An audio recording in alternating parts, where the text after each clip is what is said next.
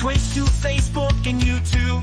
Sunday Showcase is the place to do. Sit back and relax, let the action begin. You never know what you're gonna see within. Wrestling fans unite, it's time to ignite. Sunday Showcase, we're taking flight. Wrestle Radio, Australia shining bright.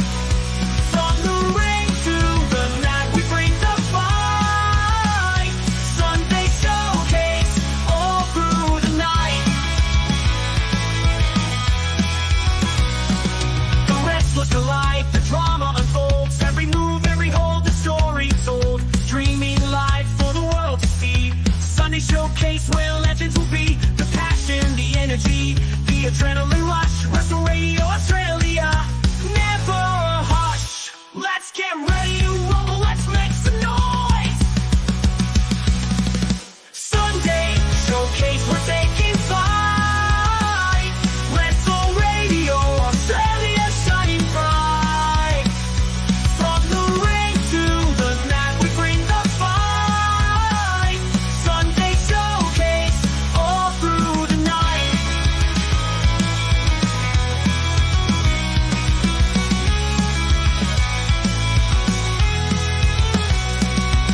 Sunday Showcase, we're taking flight. Wrestle Radio Australia shining bright. From the ring to the mat, we bring the fight. Sunday Showcase, all through the night.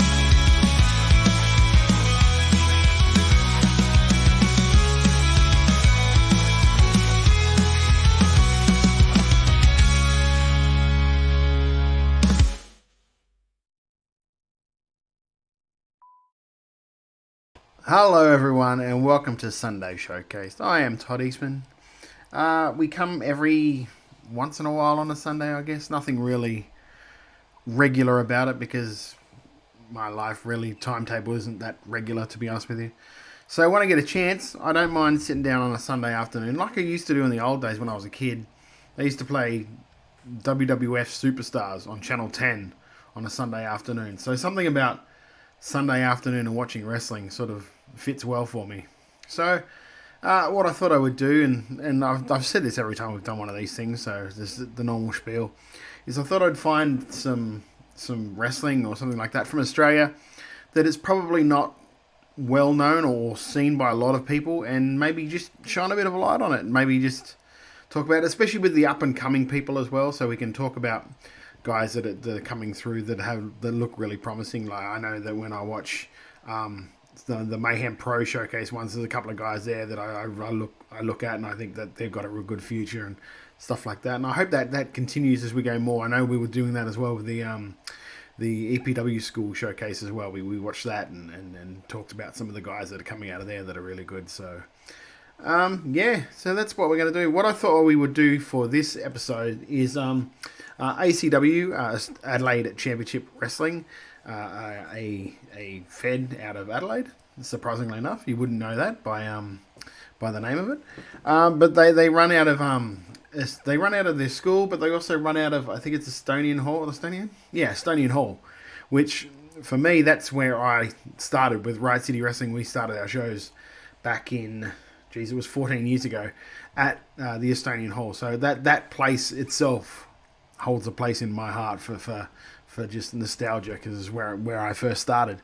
So it's awesome to see stuff like that. But ACW run their shows out of there.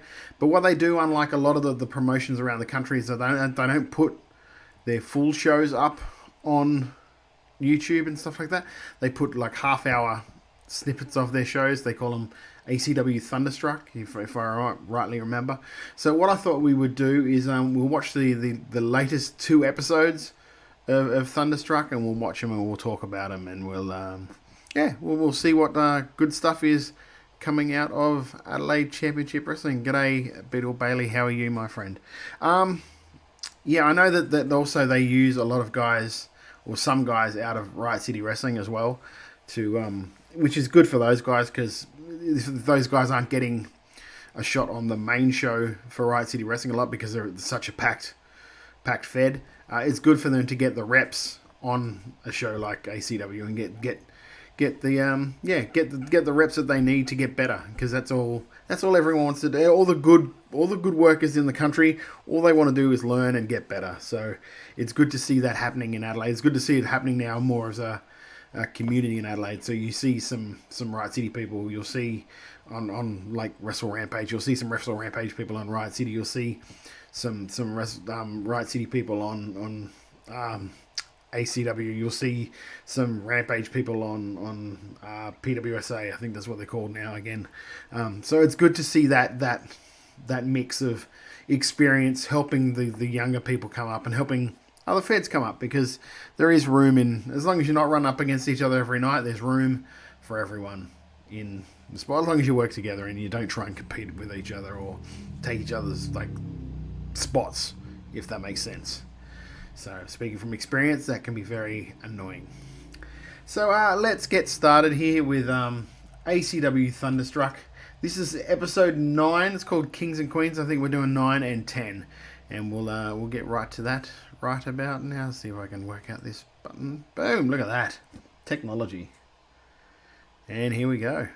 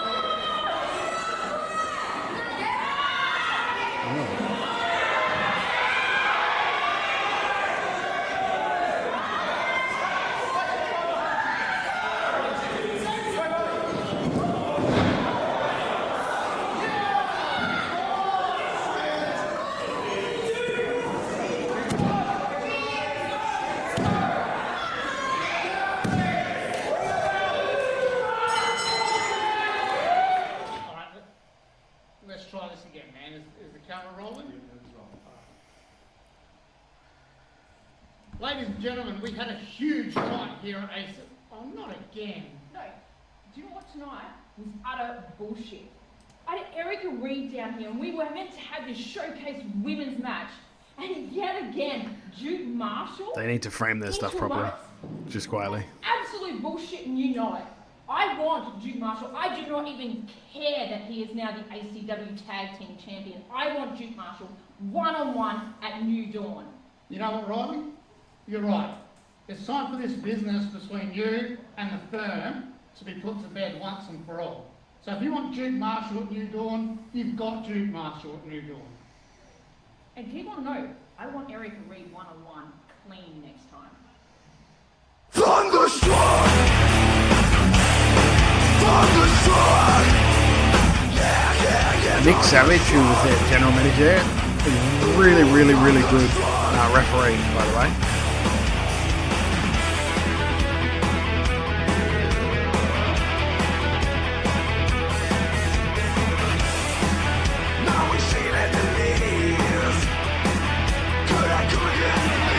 Thanks, mate. Yeah, that's the idea of it. The idea is to get the name out, get the word out about Australian wrestling, because it's great everywhere. Sure, there's some ones that aren't Welcome the best, back once again, ladies and gentlemen, to another installment of ACW Thunderstruck. As always, my name is Trent J.M. and I am accompanied by the general manager of world. ACW, I think we have the strongest crop of At the start of wrestlers the in the show, world. Trent, we saw Riley ask me for a match against Duke Marshall, and I've granted her that match, and we will see them meet in the ring first up tonight. That's right, Riley has a long storied history with the firm, and she's looking to put that to bed tonight by taking out Duke Marshall. And after that, the ACW Heavyweight Championship is on the line. Finally, we will see Down Under and Redshaw meet in the ring. However, Mr. Cliff invoked his right to a Heavyweight Championship rematch, so he will be in the ring as well. It will be a triple threat match for the ACW Heavyweight Championship. That's going to be an incredible match, explosive, and I'm very excited to see that, as sure as all of you are. Now, please make sure to subscribe to ACW on YouTube so you don't miss out on any of the action. Let's get into the show.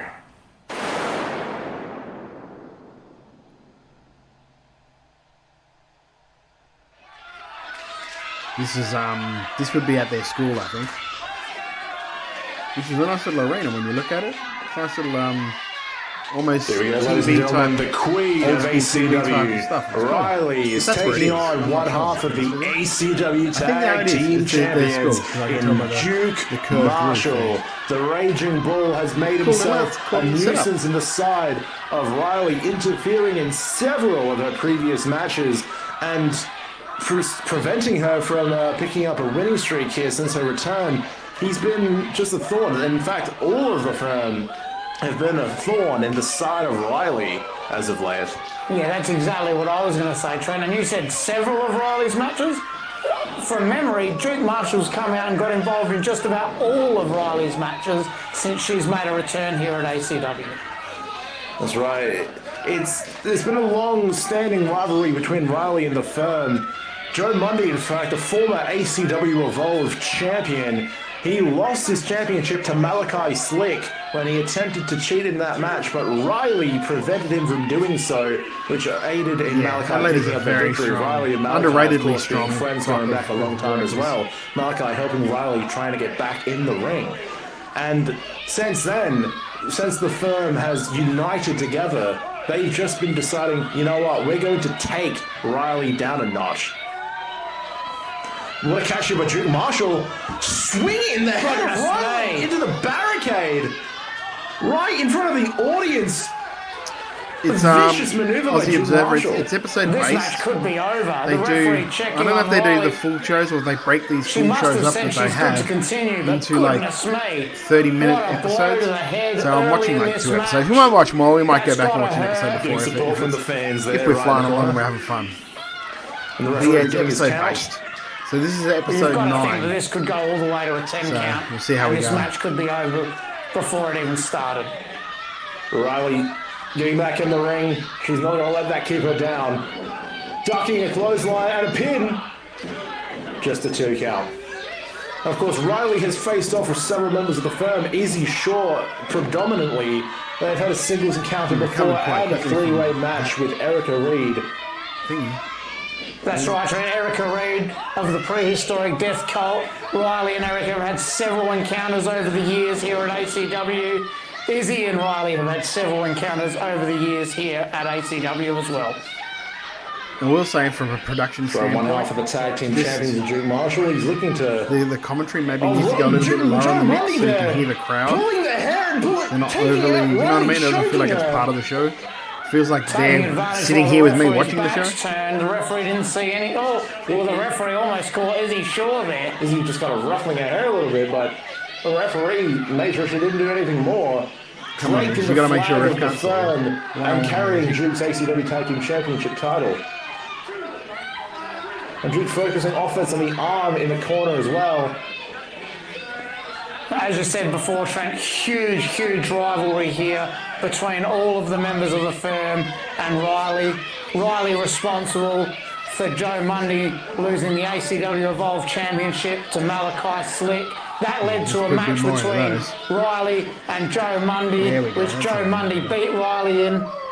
When Duke Marshall came in and made sure she was not going to pick up that victory in her return.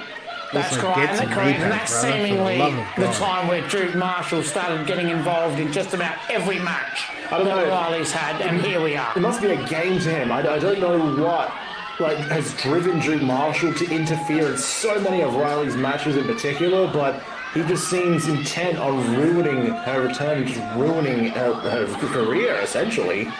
But from what I can tell, it's pure hatred. So that was silly. And Riley's looking to squish this and squash the rivalry here tonight. She wants to end it. She's sick of the firm. She wants to just blow it out here. That made very little sense. Duke To be perfectly honest with you, you knocked it to the ground to pick her up, to knock her to the ground again. Duke Marshall now putting Riley over the ropes again. Yeah. And working using the ropes to his advantage. He's got, of course, a 5 count to break the hold. The referee tells him now you have to break it. And now Izzy Shaw, once again, while the ref's not looking, taking advantage of that and working on Riley on the ropes. Oh, and the referee almost caught her again. doesn't help when there's 2 additional members of the same faction on the outside. The ref has got to keep a close eye. As we saw there, the ref having words with Joe Mundy as well. And a bulldog from Riley. He didn't quite get all of that, Trent. That damage to the arm. Goes for the cover, but couldn't get the cover on either. That damage to the arm prevented Riley from getting the bulldog on properly, prevented her from getting a proper pin on Duke Marshall. That's right, smart offense on the arm, able to stop someone from being able to pin effectively. That stop on the, oh my goodness! You see the way it bent? Riley now trying to find some refuge on the ropes.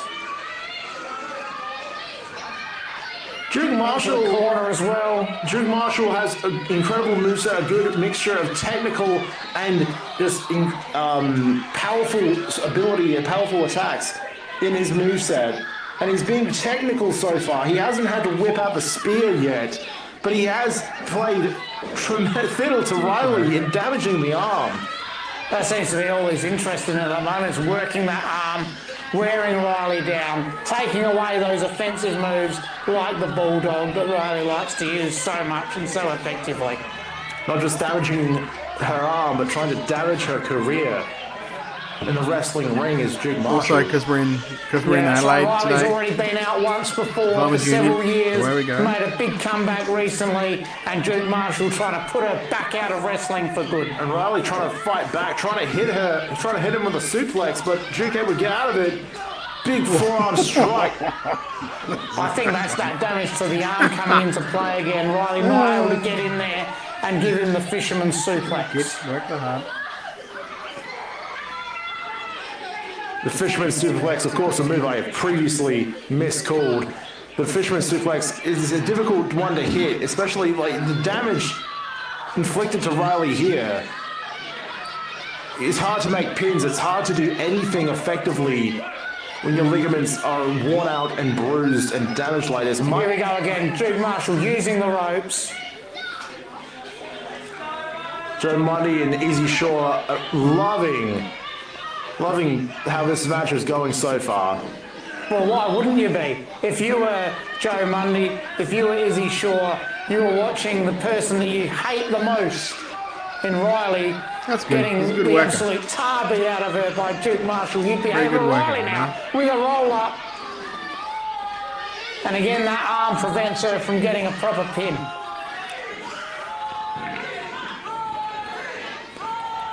Big DDT in the middle of the ring by Duke Marshall. Perhaps taking Riley out there. Shoulders not down. Good call by the referee. And Riley smart enough to keep the shoulder off of the mat there and prevent the count. Good eye from the ref. You're going to have both shoulders to the mat. Riley falling to the corner now. Duke Marshall, what's he got in mind here? Looks like he's going for a whip. Big splash in the corner. Goodness me, Duke Marshall's a big man. He is. I can tell you, Trent, I've been squashed in the corner by big men before, and that... And a suplex in the middle of the ring by Duke Marshall. This could be it now. I really want you to finish that sentence, Nick. You've been squished by big men in the corner before. It hurts. I can imagine. I've had the pleasure during my training of being squished before in the corner. Well, not the pleasure, I would actually say. The unfortunate no, not every, sorry. A few splashes, and trust me, someone... Sorry. Not every Sunday, because sometimes, like, a lot of pain. On weekends where I do Wide Bay Pro. Bringing Riley up to the second row, Riley able to kick Duke Marshall off. Pro Wrestling League.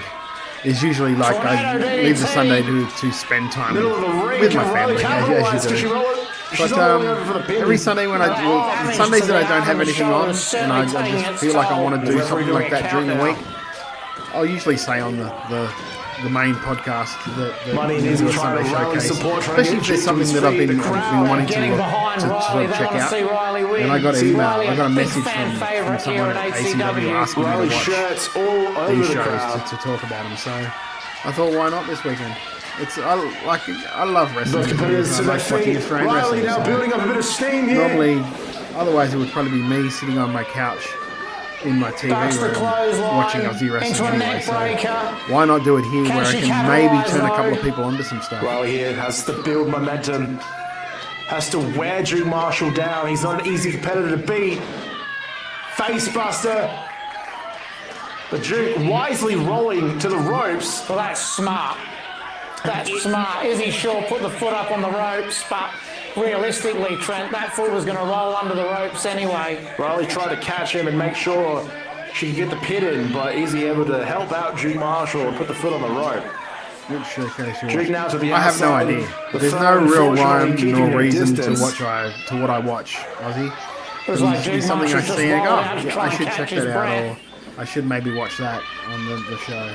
Kick to the chest. So other than that, or I'll just like grab a collection of stuff. And there we go. The Hurricane Rana to the outside effectively hit this time. There's no real rhyme or reason to it, to be honest with you. That's not a move that you want to be taking outside.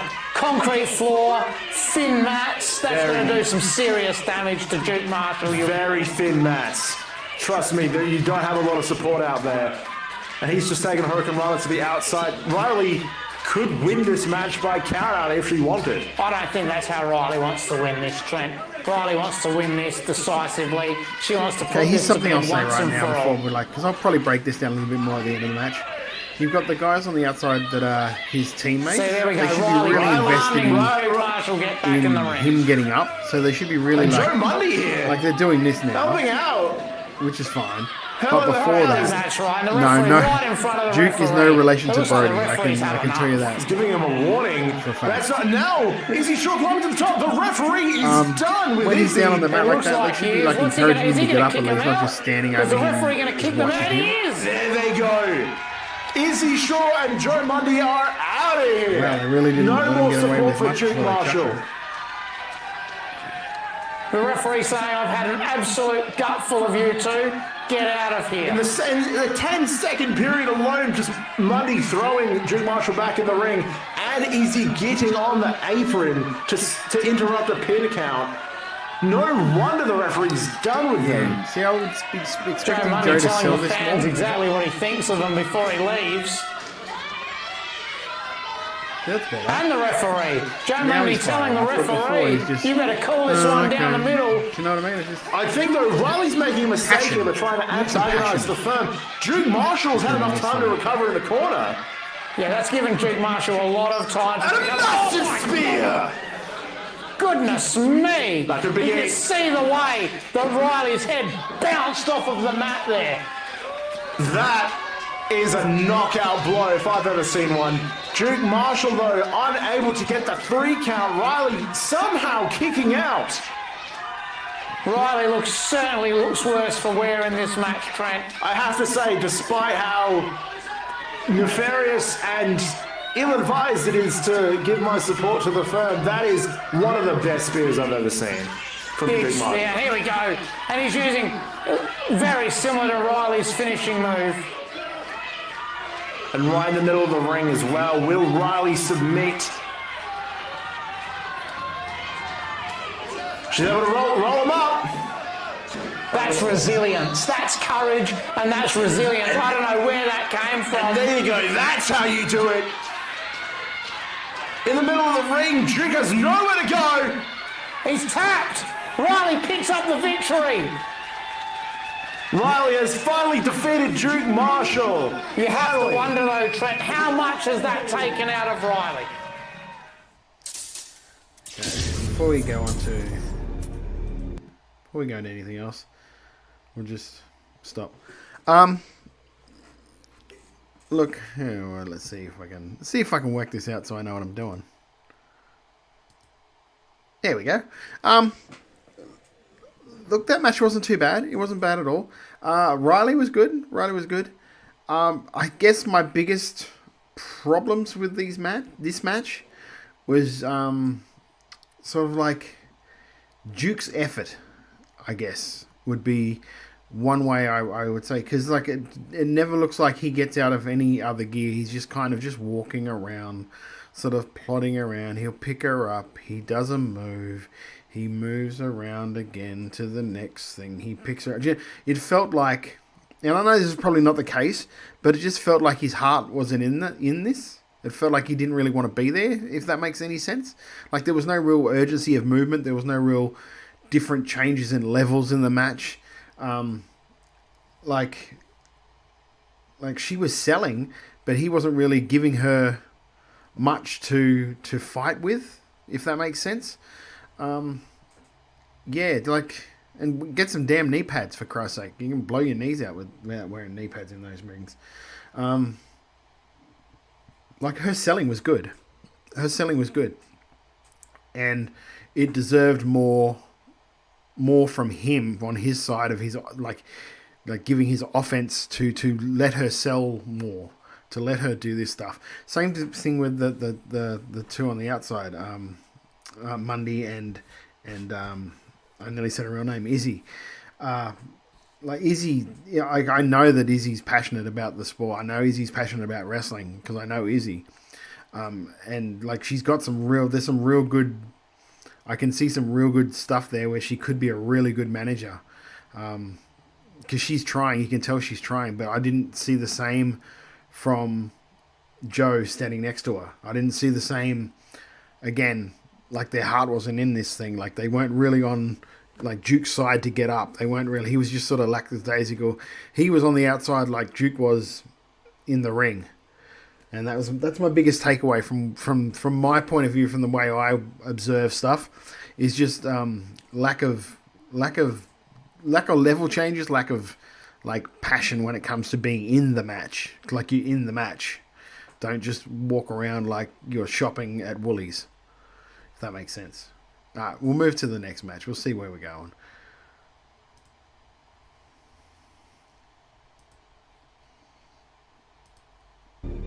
But Riley was good.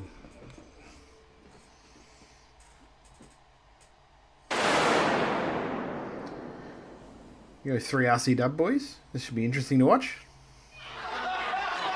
Here we go, ladies and gentlemen.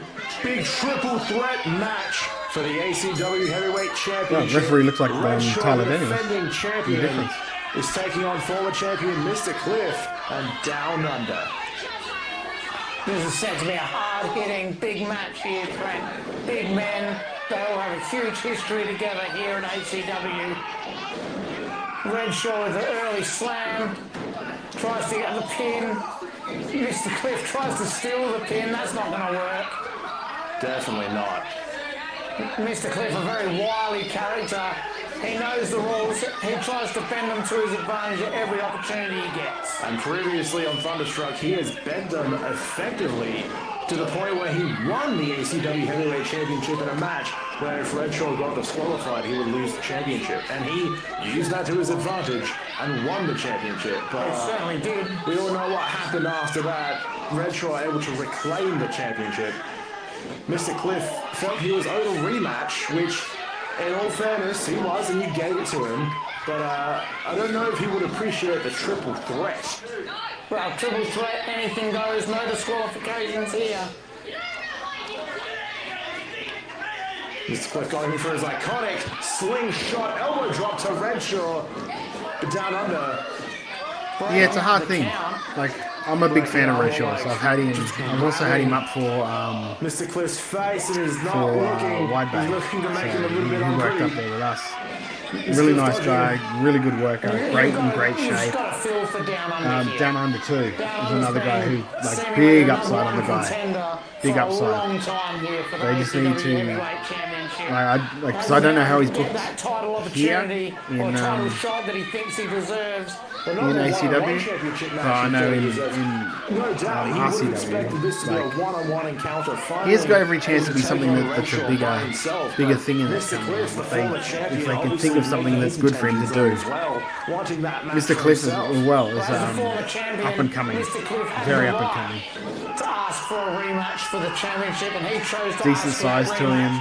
And therefore it became a triple threat match. Good gimmick. You mentioned a long tenured history with these three. All three of them have fought individually, one-on-one, multiple times. Redshaw and Down Under alone. Yeah, that's a mark of a good healer. If you can keep losing and people don't realise you keep losing and keep your heat, it's a good heel. They certainly do. These two know, there we go, proof in the pudding right there. These two know each other's movesets incredibly well. Matching, going blow for blow. Now both of them down in the middle of the ring. Mr. Cliff still on the outside. Yeah, I'm not even sure who started first, because I heard Mr. Cliff first before I heard of Mr. Thompson. But again, I'm on the other side of the country from EPW, so play a difference here. AMC, the hype man of Redshaw.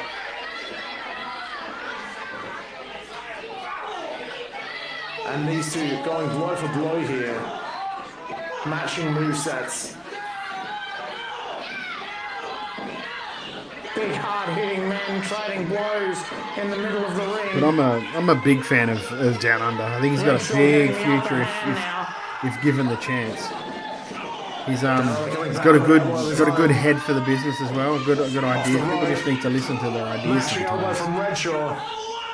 Well, Mr. Cliff taking down Redshaw, pulling him out underneath, and down under, smacking Cliff down the sides and locking in a camel clutch. That could be it. This match could be over early.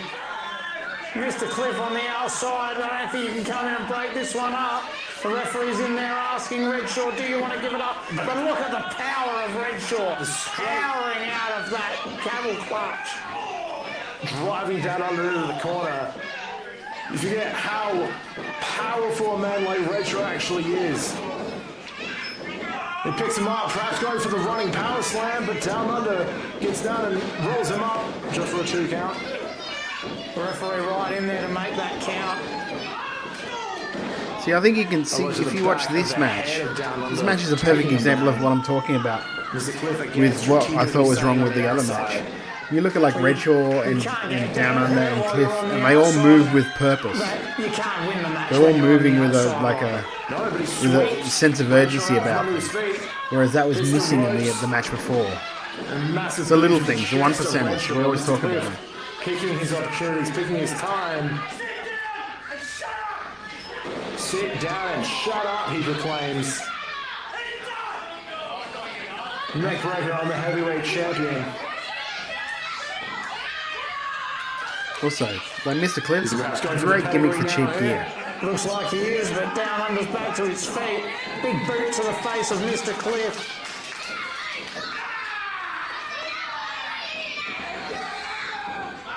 Massive in the middle of the ring. And a pin. But Redshaw breaking it up.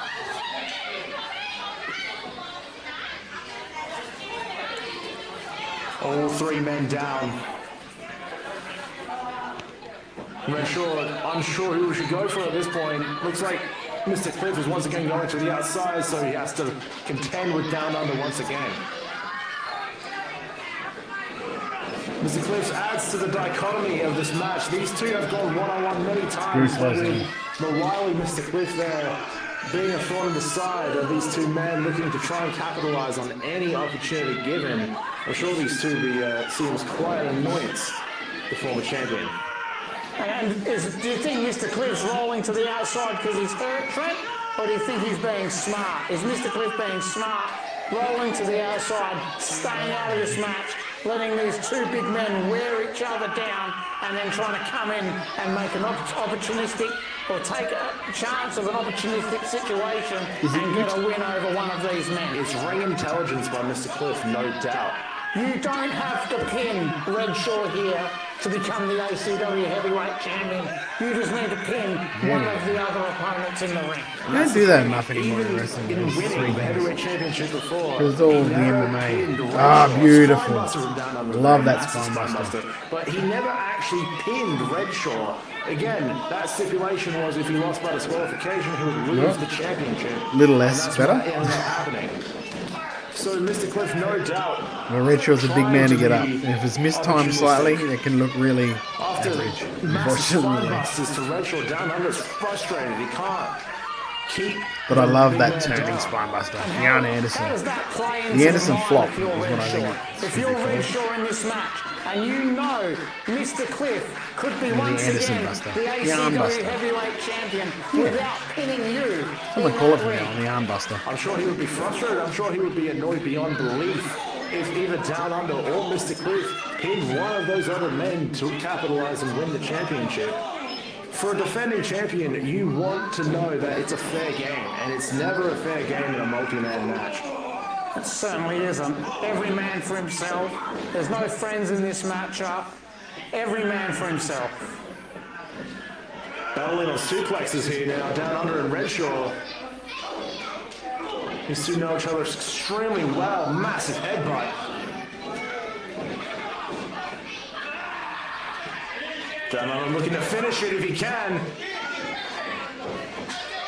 But Redshaw with a knee strike. Falling low again from Down Under. Nice. These two going blow for blow here, and could we see the running power slam? And there it is! Beautiful. But Mr. Cliff running into the ring, sending Redshaw to the corner.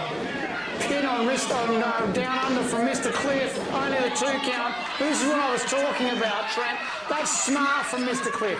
Waiting on the outside. That's a good tease. 99% of the time, that's the finish of one of these 3 ways. And I hate that. And trying to take advantage of that and get it.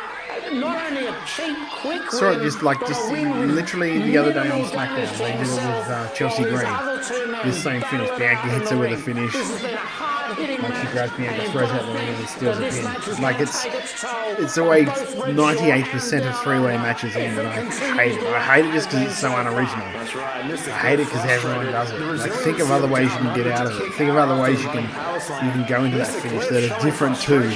Like hit the finisher, throw the other guy out, pin. And now it looks like he's bringing not only his whiteboard, but a chair into the fray as well. I've seen this detention slip stuff. I think it's because Is that one of the most ridiculous David that for the longest time he was a heel, and so he's like the fans know the guy. So over the course of time and just through actions, it's easy to become babyface because you get used to people, and when you get used to them, you can kind of And if he just becomes a fighter, it's different. And it depends on who he focuses his anger on. If you focus your anger on a heel, you can become the babyface. If you focus your anger on a babyface, you become a heel. It's not hard. Especially with these crowds that love the old school sort of Mr. Cliff has made his way back to the ring. And here he is, Down Under, recovering the chair. Looks like he's going to enact some punishment on the vice principal. And here's Nick's back now, but there's right to the Am I back? Can you hear me, Trent? Yes, you're back, Nick, now. Goodness me, what a mess that was. I don't know what the referee was thinking. He thought he was going to go in there and try to make this a fair fight. This is a triple threat match. Anything goes. I made this match. I made the stipulation. It is what it is. It is. And now Redshaw is thinking about using the whiteboard ever so briefly there. But Down Under seems to think that's not right. He knows that these two have gone and had many fair fights, but Down Under's never pinned Redshaw as far as I believe. And now Redshaw and Down Under face to face once again. I'm curious why Down Under was just not keen on Redshaw using the whiteboard. Obviously you don't want to be hit with a weapon, but it's a triple threat match. Anything goes. Oh, that was close to being painful. Down. Off the second rope with a leg drop. They're fighting this ring for some reason. The ropes don't look the best, to be honest with you. Oh, very near kick out from Redshaw. I thought that was it for sure. We almost had a new ACW heavyweight champion there. 2 3/4. That was so close, but Redshaw staying in it now. The referee checking on both men. And interesting tactic perhaps from Redshaw. He's got his hands on the chair. We've not seen Redshaw go to use weapons often, so this is an interesting sight. Anything goes, but I don't think Down Under realizes he has the chair in his hands. Right to the face of Down Under is the chair. Redshaw seems perplexed here. Like he knows what he's just done, but is it the right thing to do? It isn't anything goes triple threat match, but Even the crowd seems perplexed at what he's done. I don't think Redshaw wants to lose this belt. He's going to do whatever it takes to hang on to the belt. I don't think, like you said, he seems to be unsure about what he's doing. But in any event, chair to the face of Down Under, and that could be it for Down Under in this match.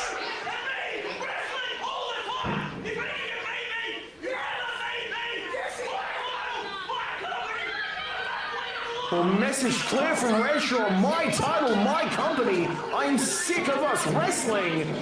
2 massive kicks to the head, and that's a 3 count. Redshaw obviously is sick of Down Under, and it just decided to utilize the chair and pick up the victory. A little weird. Not But caring. Whatever the case, Trent, Redshaw still the ACW Heavyweight Champion. Well, Trent, Redshaw retaining the ACW Heavyweight Championship there under extremely dubious circumstances. It looks like I'm going to have to keep a close eye on Redshaw over the next few weeks. That's right. The consequences of that match will be seen in future episodes of ACW Thunderstruck. Make sure to subscribe, and thank you all for tuning in. We'll see you next time. So there we go. So that's the 9th episode by the sound of it, of Thunderstruck. We're going to move straight to episode 10 called Crazed Jungle. Survive. Big angle slam in the center of the ring. And knocking the breath out of Chase Magnum. You can see him struggling for air. But both men struggling to get to their feet here. The referee started a count. This crowd's definitely behind Chase Magnum. Both men getting back up to their feet. Clint driving Jason to the corner, looking to knock the wind out of him even more. And a little bit of a headbutt for good measure. Corporal Clint now, Chase Magnum up on the top rope. Trying to wear him down. This seems like a fairly big high offense move from Corporal Clint. Don't like the look of this. You don't want to be up there with a man like Chase Magnum. Oh, big fall from grace for Corporate Clint. Big leaping knees to the chest. He's got a cover on. Again, just a 2 count. How's Clinton managing to stay in there? Well, that's what I'm saying, Trent. You man like Chase Magnum, you don't want him up on the top rope. I don't know what Corporate Clint's thinking. Don't put him up on the top rope. That's where he likes to be. That's where he wants to be. That's where he thrives. We've got a bit of a chokehold here, applied by Corporate Clint. Chase Magnum already struggling for breath before. Is this what's going to finish it? He's choking him out. Middle of the ring, right in there. I'm not sure it's a choke. It might be more of a sleeper hold. The referee checking Chase Magnum now. He's holding in there. You sort of fist clenched. He's just lowering. Yeah, it's a sleeper. He's doing a sleeper. What's happening? The bell is rung. The referee's called it. That was a heck of a match between the Dirtpool Luchador Chase Magnum and the leader of the Clinties. See, now he hasn't got the glove on. I'm now accompanied by Chase Magnum. Magnum! What's the gimmick? No one cares about Magnum. The broke luchador made the poor decision to get in a match with Corporate Clint. We're in front of all the Clinties out there. I showed him I'm a better luchador wrestler, and I gave him the most valuable thing he could ever achieve in wrestling, and that's becoming a corporate acquisition. Satisfying! Ha ha ha! Thunderstruck! Thunderstruck! Yeah, yeah, yeah, Thunderstruck! Ooh, Thunderstruck!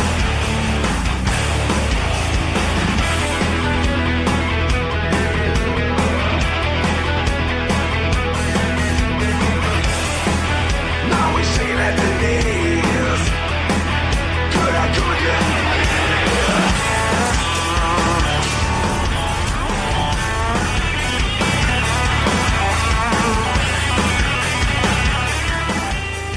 Welcome, ladies and gentlemen, And to the gloves 10th back. episode of ACW Thunderstruck, home of some of the hardest hitting and most highest flying wrestling coming out of Australia.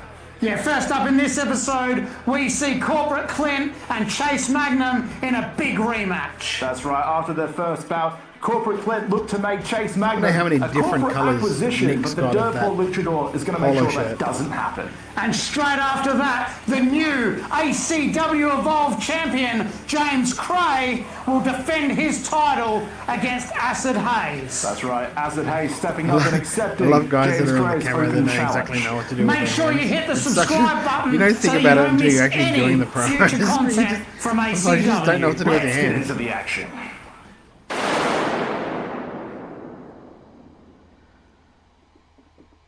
No, Chase does a lot of stuff with Riot City as well. Chase Magnum here up against Corporate Clint in their rematch. Behind the ref's back, Corporate Clint using his sign and just, oh no, I'll put it outside, but the ref doesn't seem to realise Chase Magnum's been match hasn't even started. Well, the match just begun, the bell just rang, and now Corporate Clint immediately on the offense after striking Chase Magnum. Chase Magnum, the dirt poor luchador, evading Corporate Clint's moves. He's had time to study Corporate Clint's moveset, and after the last bout as well, he would know what Corporate Clint gets up to in the ring. Chase Magnum has had a bit of a losing streak in ACW. He has yet to win a match. He's still young in his career, but in his multitude of matches, he has not managed to pick up a victory. And last time these two came face to face, very tattooed corporate guys. Yeah, as a result of that, Corporate Clint claiming that Chase Magnum is a corporate acquisition, as he puts it. Chase Magnum not having any of that, and he wants to prove that by picking up a victory here tonight. The dirt poor luchador, an impressive, skilled athlete, but it's got to be weighing on his mind that he's just unable to pick up the win. He can't put and any it kind of of his looks like opponents that. down. And he had It that looks like a bit of a opportunity in the ladder like an match air as hanger. well, where this all began, the Rise to Glory ladder match, where these two seem to just Which I don't mind. I don't mind the skin, little continuously the oval type look. targeting It's each cool. other. And There's that has a led to this point now. Yeah, that's right. As you said, this venue in started Adelaide, the ladder match. Brisbane. Corporate Clint It looks a claiming bit that like Chase that. Magnum Is it cost Tivoli? him the win in that ladder match, and that's how this feud Triffid, started. the Triffid. And, Triffid looks like talking that. about the losing streak of Chase Magnum, that's got to be getting into his head, Trent. That's got to be playing on his mind. After all this time, he must be thinking, what do I have to do to pick up a victory An here? impressive swinging neckbreaker followed up by a standing moonsault by Chase Magnum. This kid's got a lot in his arsenal, and he's taking it to Corporate Clint right now, but Clint managing to fight back. Corporate Clint definitely thinks he's better than everyone else. We've spoken about that. Is it? We've spoken Sorry. about the I really corporate need to, attitude. We've spoken about study the this more. I keep cryptocurrency, forgetting. all of those things that apologise Corporate for Clint that. has going for him. And not only His does he nickname is tell the Bunker. the audience, That's but he cool. tells all of his opponents that he's better. And honestly, like, his opponents, I don't understand how he doesn't have more enemies, especially with crypto. That is a very dangerous market to get involved in. Well, I think we've mentioned, I don't even know how real this crypto is. I don't know how real his crypto is, but doesn't matter at this point. Chase Magnum has studied Corporate Clint. He knows his moveset. And now, what he's doing on his shoulders here, rolling into a roll up. Only a 2 count. Chase Magnum in the corner now. Swinging around, clubbing him in the back of the head. Chase onto the second rope. Caught by Corporate Clint, looking to slingshot him perhaps. Or maybe into a submission. Yeah, it looks like he's trying to roll him over into a submission. He's got that locked in. I don't know if he's quite got it locked in properly, but he's got it locked in nonetheless. The referee in there asking Chase Magnum, do you want to give it up? And Chase Magnum says, no, I do not. The heart and soul of the young man. He doesn't give up easy. It takes a lot to take out Chase Magnum. He's able to reverse it into a cover. And another pin by Corporate Clint. Neither man giving up in this match. Chase Magnum struggled to kick out with all of that weight from Corporate Clint on top of him. That's right, the size difference here. Corporate Clint, tall man. Chase Magnum is unfortunately just a little bit undersized here. When dealing with a man like Corporate Clint, getting him in some sort of abdominal stretch. Here it is, locked in. He has got it locked in.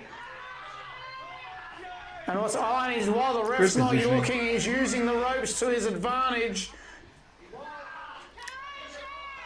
Is he going to do that again? Look, watch this, Trent. Watch this. So the referee gets in there to ask Chase if he wants to give it up.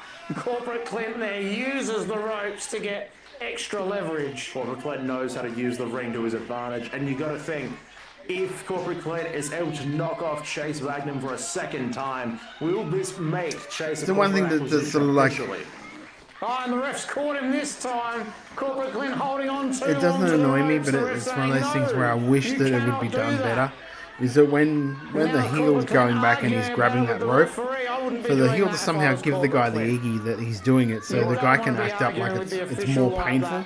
Like too many times you see that cheating thing when they do that thing, they pull the rope, but the guy doesn't sell any more than when he was just getting the normal abdominal stretch on him. There's little things. And get out of the way of that move, and then Chase Magnum such a picky bastard, aren't I?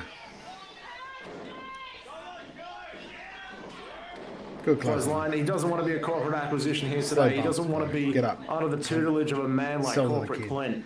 He's just been selling for you for the last 10 minutes.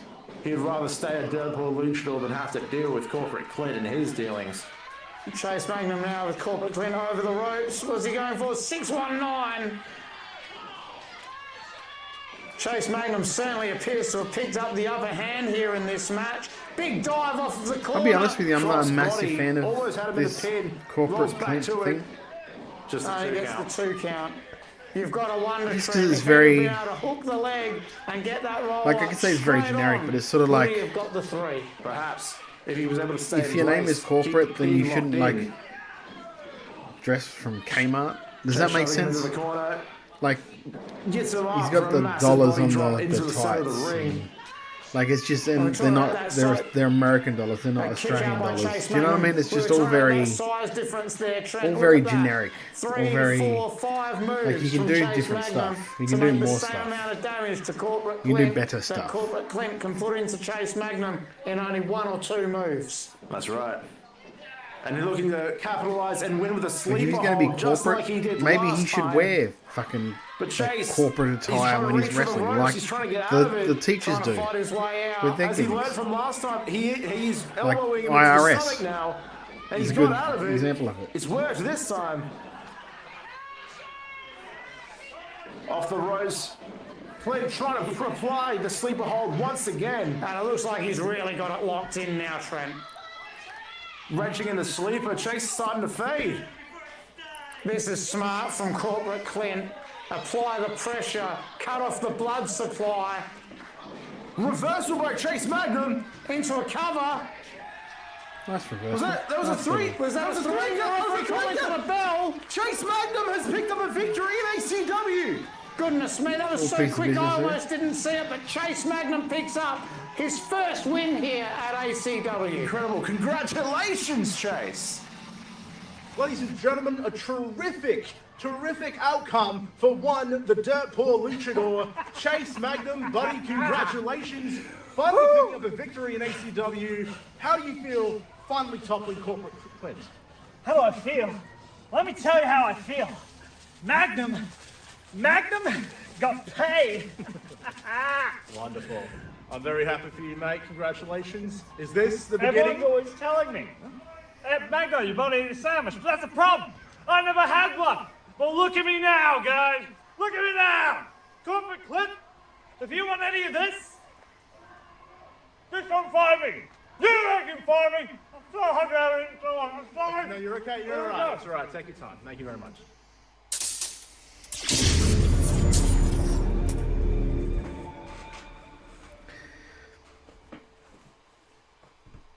What do we got next? Who's that road? Oh. Decline. Oh my god. He's still bothering you. It's incessive. Incessive. Another one. Oh my god. He just was like, not stop, man. Like, it is... Are you serious? Serious. On the money? Oh, Like, this is just ridiculous. My god. don't know how you're coping with it, Riley. Honestly. God, like... That's ridiculous. I think he's a bit Meeting obsessed. decline.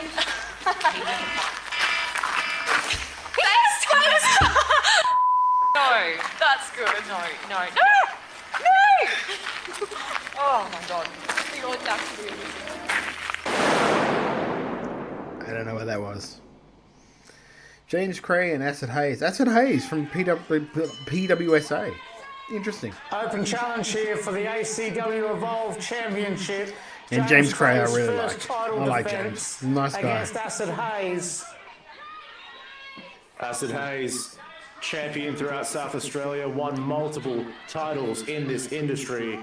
He's now looking to claim the Evolve Championship, add it to his repertoire. And this is in fact his debut on ACW Thunderstruck. James needs to stop using Acid British Hayes, as an excuse to not tan. almost a veteran of the industry, had a lot of experience, as does James Cray. Both of them very technical. Acid, a bit more of a brawler, I'd like to say. James, a bit more of a technical mat technician. He is worthy of being an ACW Evolve champion, but I have to say, not too sure about the circumstances of his victory. We saw it here on Thunderstruck, the way he won the ACW Evolve James is another championship kid against too. He's Malachi got a lot of Slick. skill. He's got a lot of Decisive potential to victory, him. no doubt. But a bit of a mean streak Just coming where out from he is James Cray here, and at everyone's Riot City noticed it, Wrestling, the it's fans really have hard to noticed push it, through to that but upper it has led him to card championship area glory. in Riot City. So places like certainly James Cray ACW with a are different really good attitude for than what guys like we've him to seen be able to get their previously, reps but it at a sort seems of to have like a worked higher for level him. on the card. And he's picked up the Evolve Championship from Malachi Slick. He's got a bit of prestige to his attitude. He likes to see himself as above others, and for a while there, it was understandable with his technical ability, with his skills in the ring. It was honorable. It was something to be proud of. And just lately, though, something's changed, and it is just not the same. And now Acid Hayes here looking to go for a test of strength, but just then, offering a test of strength was Acid Hayes, and James Cray instead going for a chop to the throat. Yeah, that's exactly that new attitude that we're talking about. The old James Cray would have accepted the test of strength challenge. The new James Cray sees an opportunity to take advantage of a lapse of concentration there from Acid Hayes. He calls himself a lion, and he invites anyone to come and challenge him in his jungle. I don't really know if this is a lion mentality, but he's a vicious wrestler no matter what. Clubbing elbows to the neck of Acid Hayes. Not only that, but almost taunting the crowd with it, I would say, Trent. Good work too from Talking smack Acid. to them indeed. Not fighting, not just sitting It's there. letting everyone Showing a know bit of fight. who's boss now. It's very important for a Who's the babyface to champion. just not die. It certainly is. You're constantly And as trying you to work said, back up Trent, to your feet after a couple debut of, here like, of after Acid selling the Hayes force on for a little bit. ACW Thunderstruck, but we've seen Acid Hayes here in ACW previously. Previously, he was involved in a series of matches with Simon, and at one stage, Acid Hayes even thought that he'd beat Simon Very nice. for that Estonian championship that Simon so proudly walks around with. James Cray with the pin, only able to get the two. As I was saying, that Estonian championship that Simon's so proud of that he bestowed upon himself, seemingly, only to find out that in some so-called Aggressive selling, stipulations, yeah, it is. the It belt can can be. only be defended at the Estonian Hall, one of ACW's It can be. premium event venues. That's right, and he had the win. Acid Hayes defeated Simon in that match, but didn't claim the Estonian Championship. Perhaps that's why he was the first one to bite at the Open Challenge. He feels he deserves to be a champion. He technically should have won a championship, whether official or not, So, an understandable reasoning for why Acid Hayes is the first one out here to accept the open challenge from James Cray. See, even though Cray's not like rushing to the ground, he's still moving with purpose, if that makes sense. And look at this. He's performing a very familiar maneuver, twisting the neck. That's the exact thing he did to Malachi towards the end of their bout when he picked up the Evolve Championship. Nice work. Nice work, Cray. I'm not sure this taunting the crowd is really what James Cray should be doing, mate. It's very unfamiliar, very different attitude from him, and he's doing it again. He just doesn't care. He just wants to inflict pain and punishment. Yeah, absolutely. So we were talking about an aggressive attitude, a newly aggressive attitude from James Cray, but I think we're starting to see a bit of a hint of a cocky attitude from James Cray as well. That's right, and a fisherman suplex only getting the 2 count here. He's telling the referee it should have been a 3. Well, the referee was right in there to make that count. No issue with the referee's count there. Acid Hayes is frustrated. He's trying to get himself back into the game. And again, James Cray just taunting him now. Cray is getting very good at the moves in between the moves. He's lost all of his respect. I don't know what happened. I don't know if something happened while he was away in Japan, if he found a new attitude while he was off finding himself. But I guess everything that happened while he was away, everything that happened with Malachi has just caused him to snap. He has lost his respect for all of his opponents. That's what I was going to say. You talked about James Cray going to Japan and seemingly coming back from Japan with a new attitude. But in my opinion, this all started way back when James Cray first challenged Malachi Slick for the ACW Evolve Championship, picked up that unfortunate injury in the match that was seemingly no one's fault. At that time, if you recall though, James Cray blamed Malachi Slick for that injury. That's right, it was an injury. Injuries like that can happen out of nowhere, but he puts the blame solely on Malachi. Whether deserving or not, I personally do not believe it is deserving to be put the blame on Malachi. I agree. I don't think that Malachi Slick deserved the blame that he received from James Cray, but in my opinion, that's when James Cray's attitude started to change. And Acid Hayes here. Double arm DDT to James Cray. This could be it. Could we have a new Evolve champion? Only a 2 count. Really, haven't seen very much offense from Acid Hayes in this match at all. But until now, James Cray has been firmly in control. He has, but whenever Acid has been able to hit a few maneuvers, he's made them all count. He certainly has. That DDT flattening James Cray. Perhaps I'm not expecting it. James Cray struggling to get to his feet. Is Acid Hayes going to take full advantage of that, though? Come on, I think he's looking for a curb stomp. If he hits that curb stomp, this could be over. We could have a new ACW Evolve champion. He goes for it. James gets out of the way. Michinoku driver. And it almost looked like James Cray was waiting for that curb stomp, was waiting for the opportune moment to move out of the way and take advantage. And a massive clubbing forearm to the back of the head. And James Cray says, that's it, this match is over.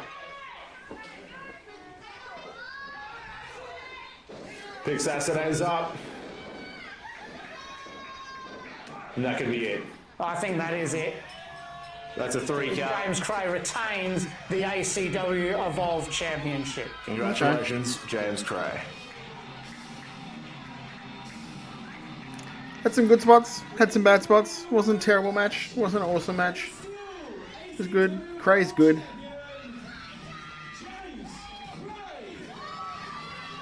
Ladies and gentlemen, defense number 1. And as much as Acid valiantly fought for this, he's now officially been welcomed into my jungle.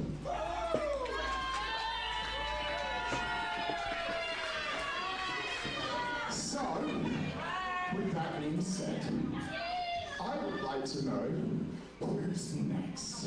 I want to see which brave soul is willing to step into my jungle, try and take my crown. So, Mr. Production Man,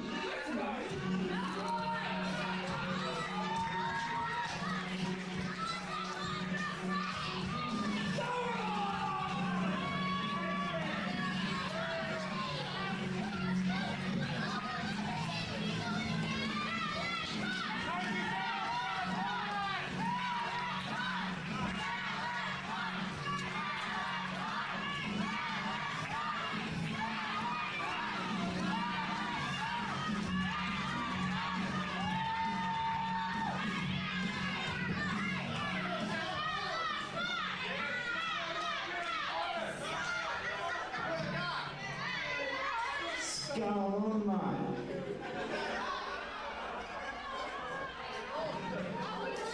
So we're out here again, and you've got the Adelaide Championship, and you're issuing open challenges, I hear. How about, listen out, how about fully evolved goes back after the Evolved Championship like I should! Listen to them! You know they want me as the Evolved Champion every night! Because that will be your sick tweak of events! Your turn!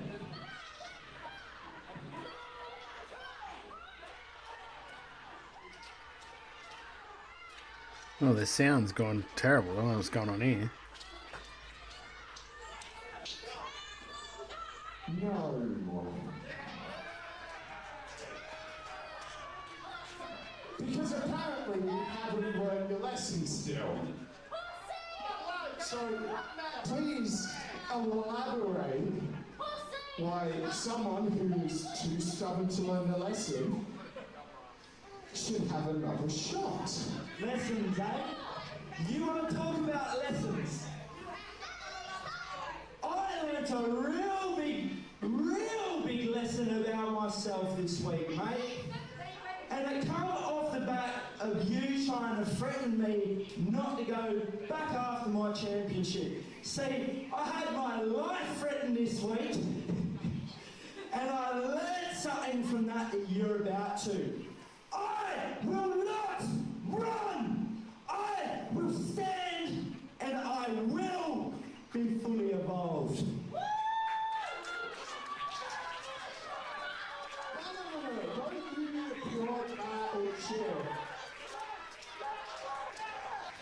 Okay, so he had his life threatened. We don't know how, we don't know why, we don't know who. They want it, mate.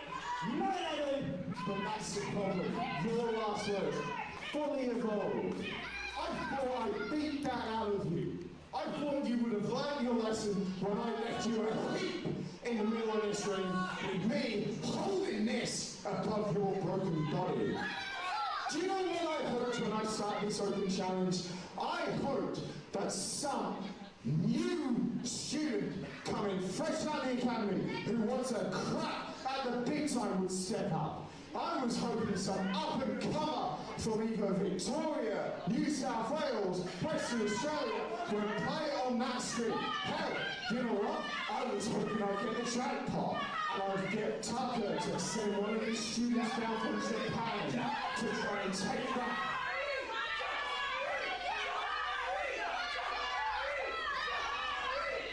But seeing as you don't want to learn your lesson, maybe verbal will be the last time that you learn it. Because here's the thing, Malachi, you were never fully evolved, and you never will be. Oh, referee's quick onto it. Get in there, lads. Split them up. Can't have this carry on. Not in this economy.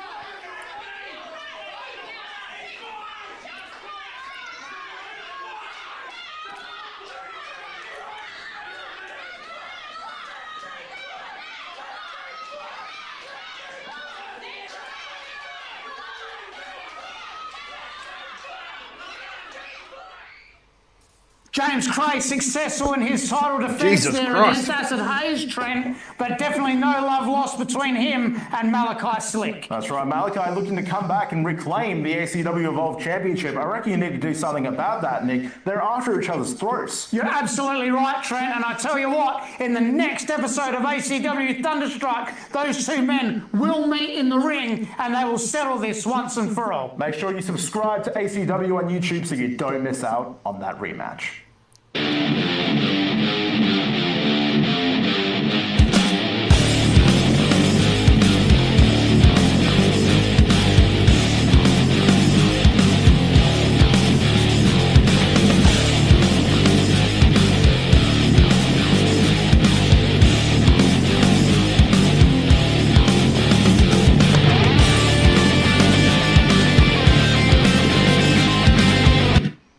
Alright, so hang on, we'll go back to this. See what we're doing. There we go. So there we go. It's the last 2 episodes of ACW Thunderstruck. See if I don't know, do you want to watch another one? We got 35 minutes, but then they'll probably be playing the stuff that we watched before. So maybe not. We've already seen all of this stuff that was leading up to it. If I thought about it, I would have done 3 episodes. I don't know why I did 2. Anyway, let's see what else we can, if there's anything else I can quickly watch on here. Not really. Not really. What do we got there? Okay, we'll try and watch this. This one's episode 6. It's from a couple of months ago. Called Return of the Ronin. So we'll play that one. We'll watch one more of ACW.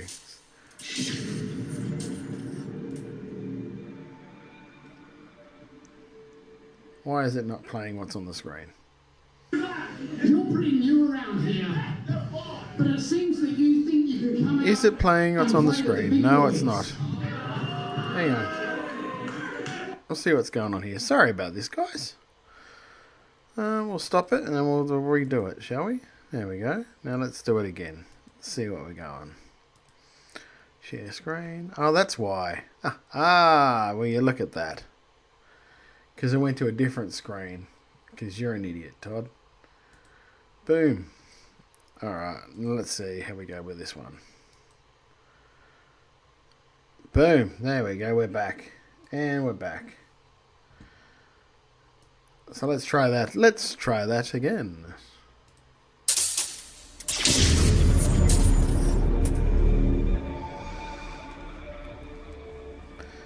Yes. It's true. I talked to Davis and I talked to Solomon today about that match. I'm really, really keen to watch it. So I tell you what we're going to do. At the Estonian Hall, ACW 100, it'll be Thorn Enterprises versus the Firm versus the Prehistoric Death Cult.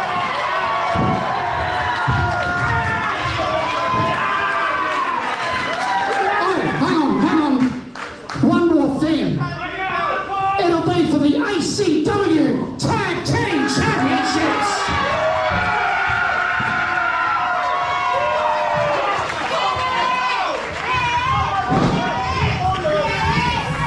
Thunderstruck! Thunderstruck! Yeah, Thunderstruck! Ooh, Thunderstruck!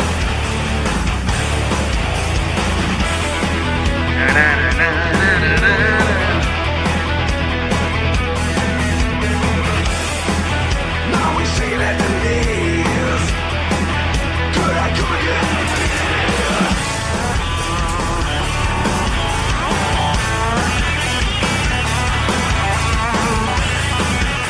Welcome everyone to ACW Thunderstruck, the home of hard-hitting wrestling Maybe action in something happened Australia. between then and now. I am the ACW General Manager Nick Savage, alongside me Trent JM, and I tell you what, Trent, tonight we have what is probably the biggest show in ACW history so far. The biggest thunderstruck you guys have ever seen. We have two incredible matches lined up for you. The first one being the ACW Rise to Glory ladder match, where the winner who claimed the briefcase will get a guaranteed championship match whenever they choose. Yeah, and as we saw in the highlight package before the show, we also have the ACW Tag Team Championships, where we will see the Prehistoric Death Cult, the Firm, and Thorn Enterprises all in the ring at the same time, vying to win the ACW Tag Team Championship belts. That's going to be a big match. This is a big show, one of the biggest we've ever done for you guys, and we hope you guys stay tuned. Subscribe to ACW on YouTube for all of the action. Let's get into the show.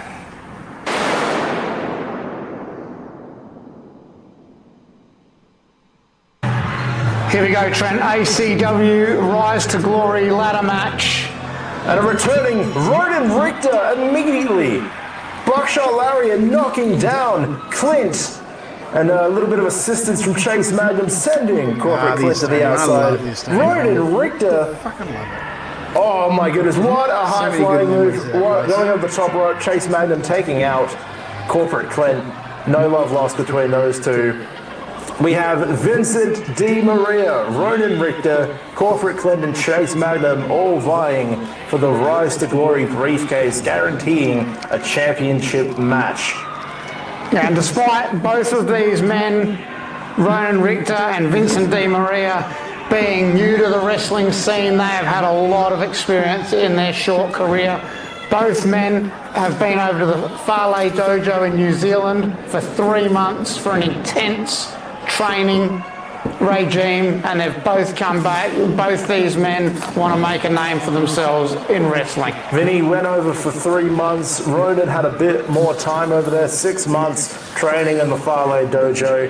He is the quickest person to ever debut and win an ACW championship. Vinny immediately looking to go for the briefcase, but I think that ladder's a bit short of stature. I think he's taller than the ladder itself.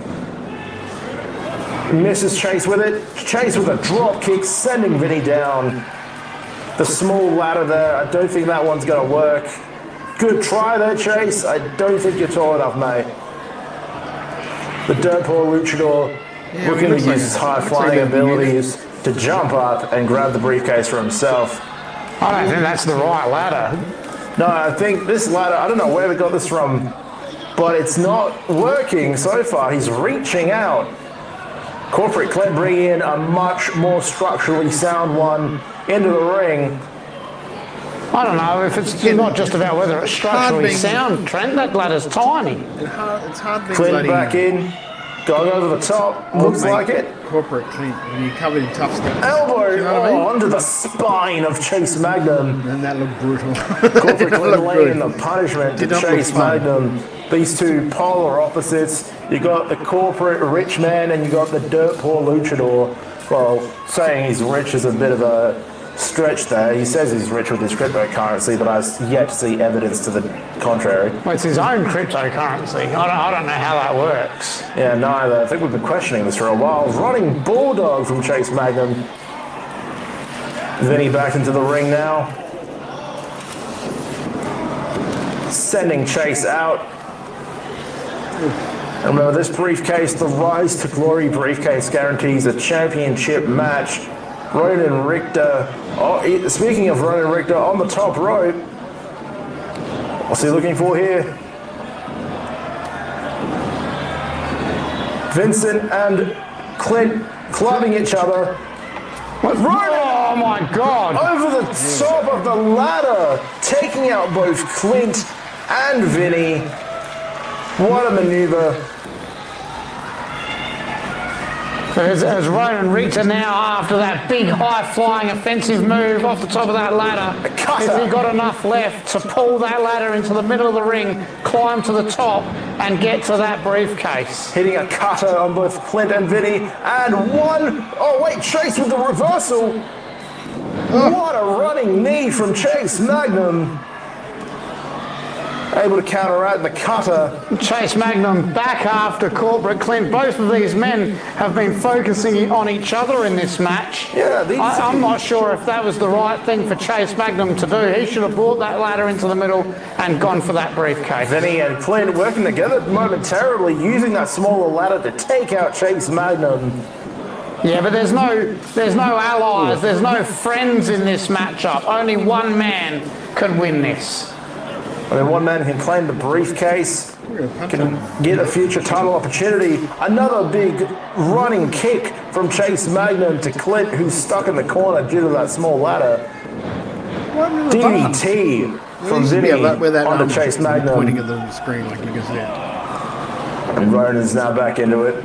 There used to be a whole bar area there. So this match hasn't been going long, but so far it's been an extremely hard-hitting affair from all four competitors. Who can reach to the top and who can claim that briefcase? Big splash into the corner. Right, it says Clint. Into another corner, another big splash. Chase trying to recover on the outside. Don't blame him. There's been a lot of hard-hitting offense in the first few minutes of this bout. Ryan Richter looking very strong in this match so far.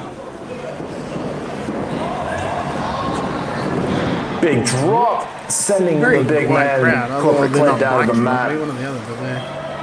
Ryan Richter's certainly very, very talented. He's got a very good mix of that strong, hard-hitting style mixed in with those high-risk offensive maneuvers. And training at some place like the Fale Dojo, he would have built up a resilience. He would have built up his stamina, and using all that experience together with all that training he would have undergone, he has been the one on top so far in this match, while the others are still trying to recover. But what are they looking to do here? It's climbing the ladder. Ryan Richter trying to get to the briefcase, and he did get a hand on it. And then Corporate Clint came after him, and now Chase Magnum, and both Chase Magnum and Ryan Richter battling it out at the top of the ladder. Ryan Richter down, Chase Magnum now. This could be over very quickly. Corporate Clint pulling him down. The largest competitor, Chase Magnum, very easy to be pulled off of that ladder. And Corporate Clint knows it as well, using strength advantage. Vincent Di Maria trying to take advantage and go to the top of the ladder while no one was looking, but Corporate Clint saw him. Ronan setting up that smaller ladder into the corner there. I tell you what, Trent, Corporate Clint and Chase Magnum, I don't know if there's anything to this, but they seem to be very focused on each other in this match. Butting heads quite a lot in this bout so far. Ronan through the small ladder in the corner. Clint pushes him off of the bigger ladder. To be him. And that's why he thinks he's better. Ronan going through that steel ladder. And you've got to think that could be it for Ryan Richter in this match. A very impressive showing, very impressive debut back here at ACW, but I think that Ronan Richter's out of this match now, Trent. It could be a one and done for Ronan. Blood on his back after collapsing through that ladder. And Corporate Clint looking to readjust. This other one in the middle of the ring looking to climb. No one else in the ring. Corporate Clint sets up the ladder and starts climbing the top. Chase Magnum now back in and also climbing the ladder. Then he brings in another ladder, a second one to the fray. Side by side now, which one of these men will claim the briefcase? They're all fighting for it. 3 men on the ladders. Ronan's back in. Ronan taking on Vincent now. He's taken down Clint as well. Ronan able to recover miraculously after being sent through that ladder. All 4 men traversing to the top of these pairs of ladders. Looks like everyone's got a chance now. It's just going to be the first person that can get to that briefcase. All 4 men on top of the ladders fighting it out. Chase is able to knock Clint off. What's Chase going for here? Massive elbow drop from the top of the ladder onto Clint. But he's just wasted his opportunity at claiming the briefcase. He's decided to target And Vinny taking down Ronan as well. You got to think though, if Chase didn't go for the elbow drop on the Clint, he could have picked up the briefcase. Yeah, I've won the match. I don't know what Chase Magnum was thinking there. He seems to be very, very focused on Corporate Clint here and not as focused on getting to that briefcase. Both men able to make it back to their feet. A little bit worse for wear, no doubt. The Corporate Clint now once again the only man in the middle of this ring, setting up the ladder and climbing up. No doubt though, big falls, big hits with a ladder, the steel ladders taking its toll on these competitors. Chase Magnum again. Got his own big wells forming on his back. Chase Magnum now working on Mr. Cliff in the Corporate Clint in the corner, excuse me. Clint and Cliff, they should be a team. They'd be best friends, I reckon. I'm sure they would be. Teachers' money bags almost. Chase pushing Clint off of the ladder. And to the outside. To the top rope. I'll take it. And now Vinny throwing Chase Magnum into the corner. Shoulder into the corner, the metal corner there. Generally not a fan of these matches. Now Vinny and Ronan climbing to the top of the ladder. Who's going to get to the briefcase first? Vinny got a hand on it. Big clubbing forearm from Ronan. Now Ronan's got some fingertips on it as well, but neither man is letting up.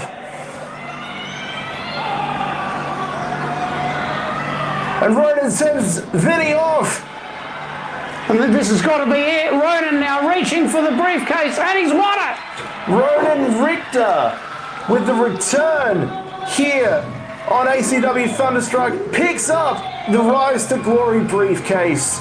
That's a big win for Ronan Richter, Trent. There you go. That was a match. I'm not a fan of, I'm sorry. Look, it's something that I've thought about a bit recently. And look, maybe I don't exactly have the best reason for it. It was the heat of the moment. Just come back. Had a homecoming feel to it. And look, when I got up and turned around, I saw Cutthroat on the floor and him with the chair. I connected the dots and I felt that's what happened. And I don't 100% know, I haven't looked back if that's what actually happened. But to me, for him to come out and ruin my homecoming, could potentially cost me the match. In fact, he did cost me the match in the end. That didn't sit well with me, and I reacted. The thing that I wasn't expecting was one being sent my way.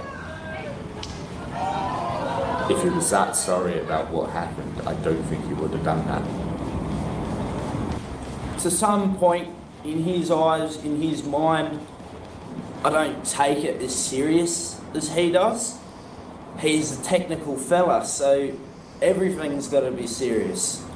See, I'm a laid-back guy. I think the fact that I've got the championship, the fact I'm claiming to be fully evolved, as I am, is making him, I don't know, a little bit pissed off. Like I said, it's a nice thing to put on the back of a t-shirt. It's a nice thing to say in front of a camera. But when you are not that yet, parading around like you are, it's not a good look. I'm going to use me for example. I'm not fully evolved. But all the things that I've done would suggest more that I'm fully evolved than he is. I mean, we'll use the Japanese example. There's a reason when there is a koi fish on my pair of shorts. And if you know the tail of the koi fish, you know what that leads to. But I'm not going to sit here and turn around and say I'm a dragon. Because I'm not. I don't feel like that. I don't know when I'll become that dragon. So to me, if I've done all these amazing things, like go to Japan, wrestle legends like Ricky Fuji, wrestle one-day tournaments for historic belts, and I don't believe I'm fully evolved, what does that make Malachi? Someone who has not yet done those things.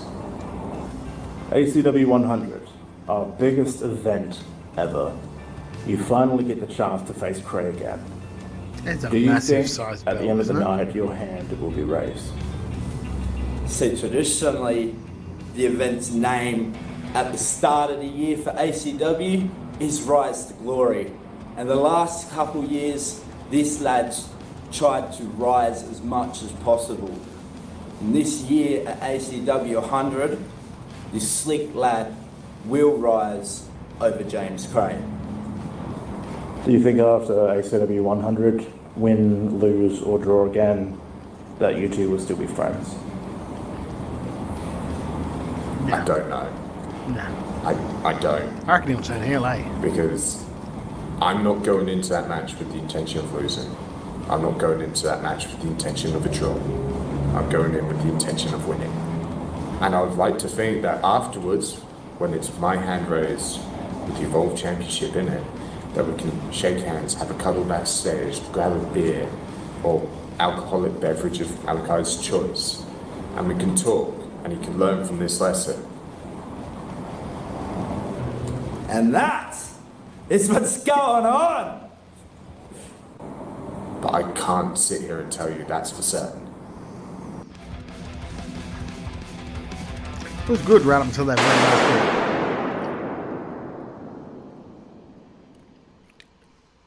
Really good work in this.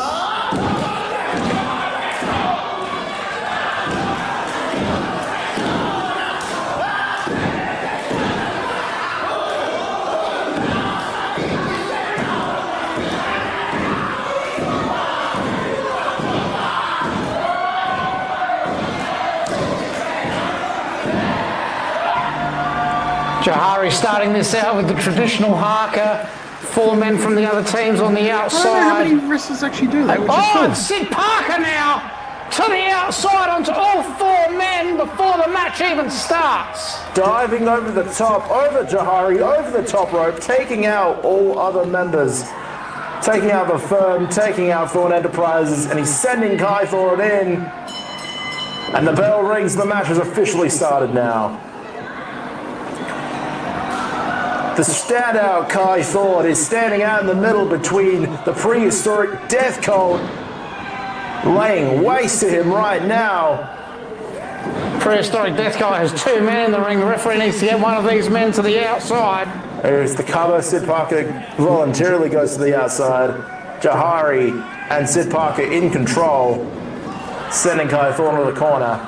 Firm haven't even got to their corner yet. Still laid out. Sid Parker with the tag. Thorn Enterprises, for many, would be the surprise entrant into this match, Trent. But as we saw in the last match between Prehistoric Death Cult and the Firm, Thorn Enterprises came out and interrupted that match. And I felt that I had no choice but to put them in the ring here for this triple threat tag team match. Yeah, they made their statement. They didn't want those two to have a clean finish. They wanted to make their name here in ACW, and now they have the opportunity. Kai Thorn tagging in Kai Toa. They have the chance to pick up the tag team championships now. Yeah, Thorn Enterprise. Oh, he's biting! He's biting the hand of Kai Toa. Kai Toa is a kid. Sid Parker biting the hand of Jahari. Not so much biting now, the but other hand now. The fingers. Oh goodness! What sort of offense is this? And again, from Sid Parker, Kai Toa. It's being eaten like he's fresh meat. Spinebuster from Jahari. Huge spinebuster. Sid Parker with a pin. Spinebuster. Only a 2 count. You know. Thorn Enterprises relatively new to the Australian tag team scene. Prehistoric Death Cult and the Firm, all 4 members of those teams have had seasoned careers here in Australian wrestling. Guy, you just saw Kai Thorn spraying, I believe, his cologne in the eyes of Sid Parker, but it doesn't seem to do anything. Sid Parker chasing after him now. He's a good kid. Good work. I don't know where they have Big gone, upside but to him. Joe Mundy dragging Kaitoa over. Duke Marshall laying waste to Jahari as well. Making the tag as well, making Kaitoa tag out so Joe Mundy can enter the ring now. The Firm, the undefeated tag team here. Down cool goes Jahari. See, that made very little sense. Could have ended right. Jahari was only sort of a like 2 count. Would have been a short match if they did, they had but to the drag Firm, Kaitoa they're not over wasting the any tag. time. What sense does that make? You take the guy. Yeah, as I was saying, Trent, it's going to be very interesting to see if Thorn Enterprises, the relatively newcomers to the Australian wrestling scene, have bitten off more than they can chew with the other 4 men in this match. You don't get in the way of the Firm. These two, Duke Marshall and Joe Mundy, are undefeated and they do not want to mince words. They don't want to waste time. They want to win championships. Double clothesline, taking down Jahari. Sid Parker trying to get in the face of Joe Mundy. Only a 2 count there. Jahari's reaching for the corner, but he seems to be in the opposite corner right now. He can't tag out to Sid Parker. He can't tag out to either of the Thorn Enterprises. He's all alone right now. Yeah, this is smart by Duke Marshall, isolating Jahari from the rest of the teams here so he can't make a tag. You've got to stay there, brother. Let the manager do their work. Sid Parker trying to drag him out. Izzy Shaw trying to get involved as well, pulling on the hair of Jahari. Sid Parker able to water off. Sid Parker has to get back to his corner. Kaitoa making the tag. Duke Marshall, I think, was setting up for the spear, but Kaitoa tagged himself in.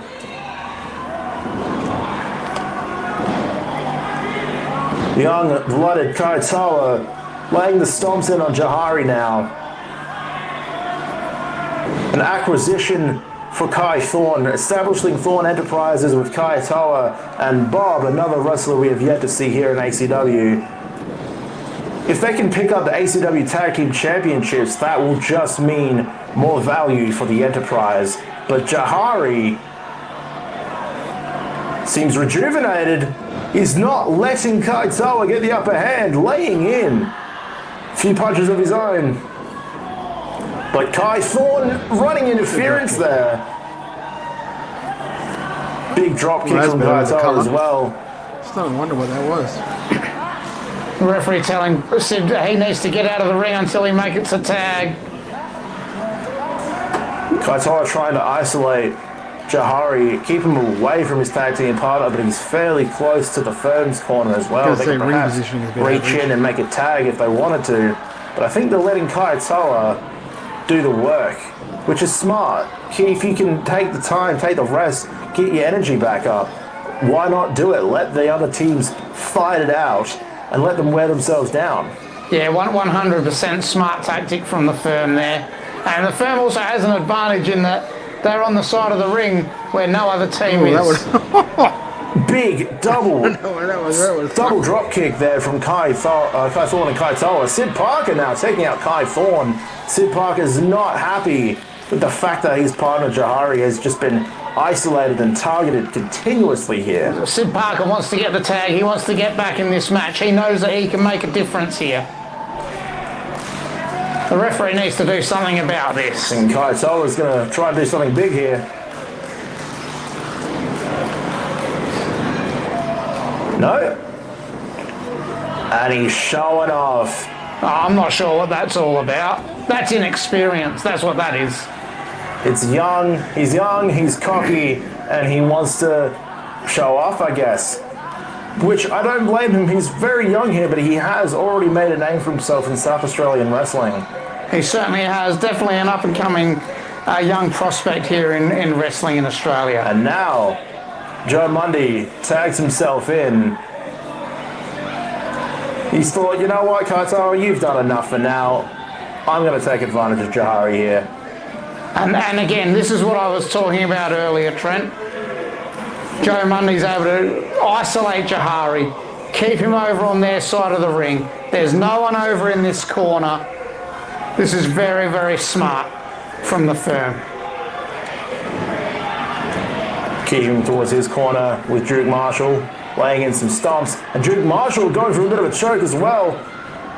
Sid Parker getting involved as well. Almost Sid Parker hasn't made a tag. He shouldn't be in the ring. Referee trying to get him back out. Smacking money. Kai Thorne's amongst it as Duke well. Marshall takes full advantage of the referee's distraction. Jahari has just been dominated here. Every other team is just going for him. No one's letting him have a rest. Jahari desperately needs to make a tag out. You also don't want to underestimate how much of a difference it makes for the firm to have Izzy Shaw in their corner.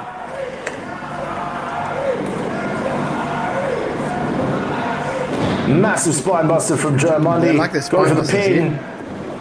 But Sid Parker runs in, breaks it up, immediately back to his own corner. The referee gets involved, but Sid is quick on his feet.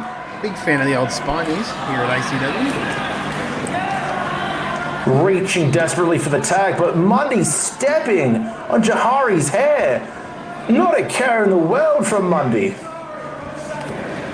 Joe Mundy looks to be in full control of this match at the moment. You just sense the sarcasm radiating from Joe Mundy. My mistake, he says. You certainly can. And now he's just imitating the haka as well, just spanking Jahari. No respect there. Jahari trying to fight back, gets him into Thorne Enterprises' corner. Kai Toa tagging out. That's about the best result that Jahari could hope for at this point in time. Get the big man out of the ring, get one of the smaller men back in, and hopefully have an opportunity to get the upper hand, get back to his own corner, and tag Sid back in. Again, showing off Kai Toa. I would say show off once you've won the match, mate. Yeah, very young, very cocky. Thorne Enterprises, they've got a lot to learn, but I think they're going to be a formidable team in the future. Jahari looking to try and fight back here, the crowd behind him.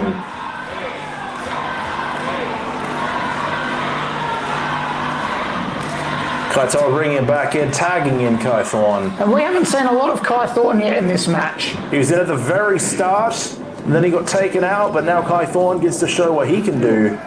Big double team in the middle of the ring. But the firm immediately saying no to that pinfall.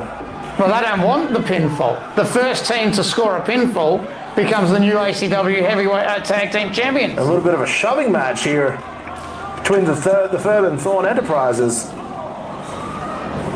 The referee letting them dish it out. Everyone in the ring now. It looks like the referee has lost total control of this match. But remember, Kai Thorne is the legal man, as with Jahari. What are the firm planning here? Double splash in the corner. I don't know how you keep up with that, but I've got no idea who's legal and who's not now. This just looks like every man for himself. Cannonball into the corner, either corner. Jahari back up in the middle. I believe it is still just Jahari and Kai Thorne, but the firm is running roughshod here.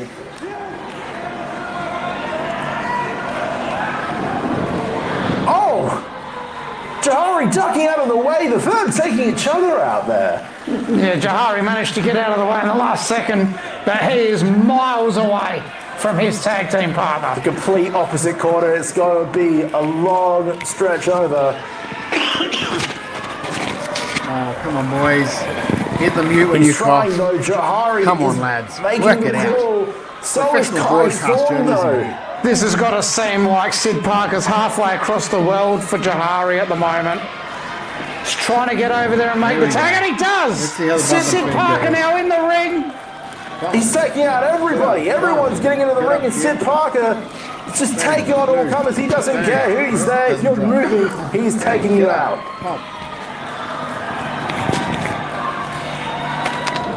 Big clothesline. Sid Parker very fresh here. He hasn't seen a lot of action in this match. And Kai Toa, again, not the legal man, I believe. Jahari. It doesn't matter who's on right now. Everyone's just going for each other. Everyone wants those tag team championships. And Kaito's gonna fly! Wow, big offensive maneuver there from Prehistoric Death Cult, using Kaitoa as a weapon against the other men in the match. Joe Mundy's just tagged himself in, tagging away Sid Parker, tagging himself in. And they're going for a double suplex here. What a reversal from Mundy. What strength. Very powerful move there from Joe Mundy. Joe Mundy, it seems like you're using your voice there, Nick. It's all right. It's the excitement. He's losing it. Jahari with a headbutt. Oh, down he goes. Jahari spike. Kaitoa launching in, taking out Jahari after that small side. What a pop-up powerbomb! That was a massive pop-up powerbomb. Huge pop-up powerbomb from Duke Marshall, and now the legal Kai Thorne is back in the ring. Uh-oh. I think he knows what's coming. He's had to deal with this before. Missed into the eyes of Kai Thorne. That will blind a man.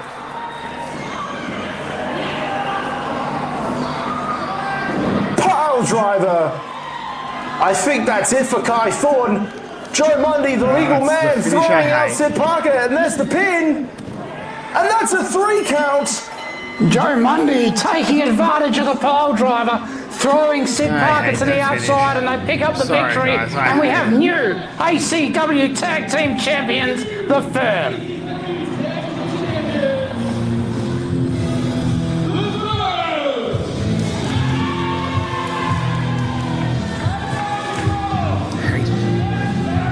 In fact, when I'm doing, when I do rundowns for our show, for the shows that I produce, if we have a 3-way or a 4-way or something like that, I literally write in notes, please don't do the generic, somebody hits a finish, the other guy throws him out of the ring and takes the pin and finish. I pretty much always write that on all of those things, because I just hate it. It's so uninventive. It's so uninventive. I know that sounds just like snobbish, but it's just, I don't know.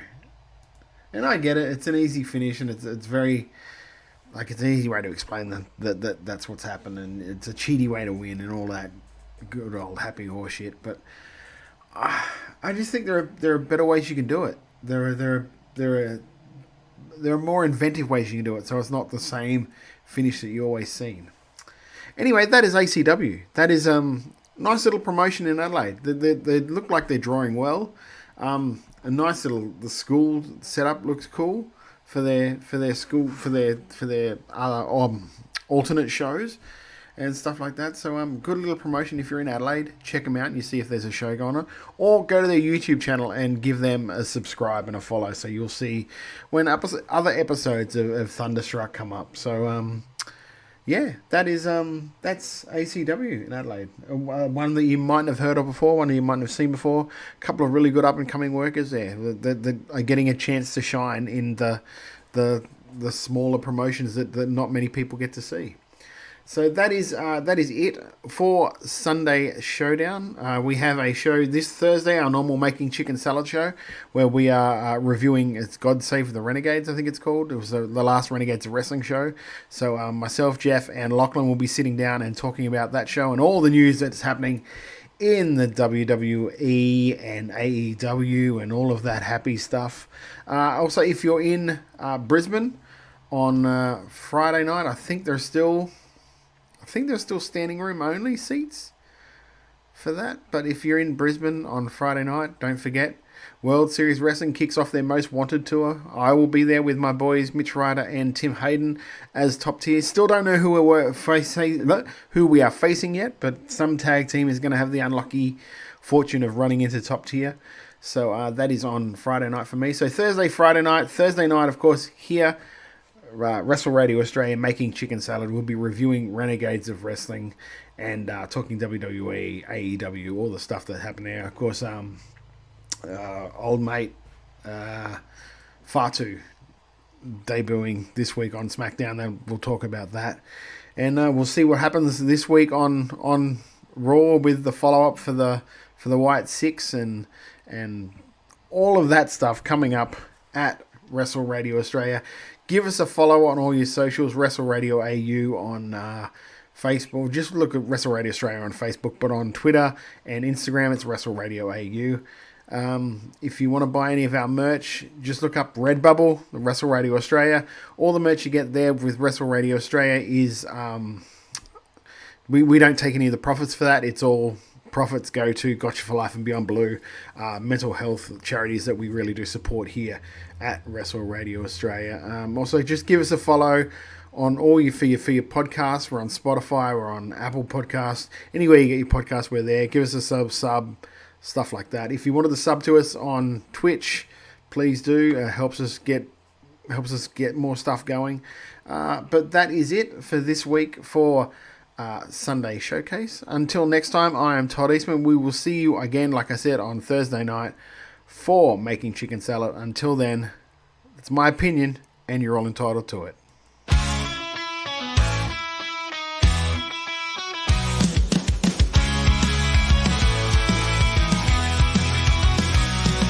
On Sunday nights, the lights shine bright. Wrestle Radio Australia, what a sight. From Twitch to Facebook and YouTube, Sunday Showcase is the place to do. Sit back and relax, let the action begin. You never know what you're gonna see within.